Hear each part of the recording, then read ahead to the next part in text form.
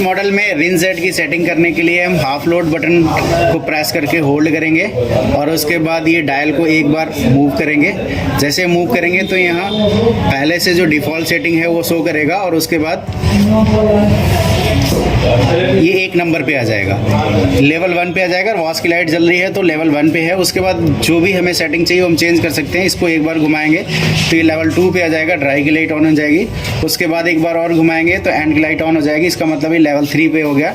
उसके बाद एक बार और घुमाते हैं तो ये तीनों लाइट एक साथ ऑन हो जाएंगी, इसका मतलब ये लेवल 4 पे सेटिंग आ गई है। उसके बाद एक बार और अगर घुमाएंगे तो ये तीनों लाइटें एक साथ ब्लिंक करने लगेंगी। एक साथ ब्लिंक करने का मतलब है कि सेटिंग जो है वो लेवल 5 पे हो गई है। अब मुझे सेटिंग को सेव करने के लिए स्टॉप का बटन एक बार प्रेस करना है।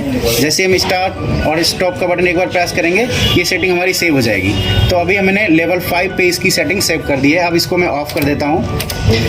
अब अगर मुझे चेक करना है कि हमारी सेटिंग जो है वो सेव है या नहीं है तो फिर से हम हाफ लोड बटन को प्रेस करके होल्ड करेंगे और होल्ड करने के बाद इसको एक बार घुमाएंगे तो ये जो हमारी पहले से सेटिंग थी वो शो कर देगा।